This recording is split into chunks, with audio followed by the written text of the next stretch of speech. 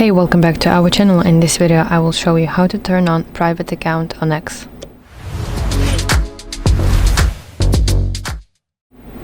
So let's go to X application, and you want to tap your profile picture in the top left corner of your screen. Now in this menu you want to go to settings and privacy. As you can see, your settings are divided into several sections. You want to go to section that is called privacy and safety. Now go to audience and tagging section, and at the very top of your screen you should see this option that is called protect your posts. You have to turn this on. This is the feature that is responsible for making your account private. So some additional information: from the moment that you enable this function, that you make your account private, only your current followers are able to see your content on your page. And any new people who want to follow you on X, they must send you follower requests that you must manually decline or accept.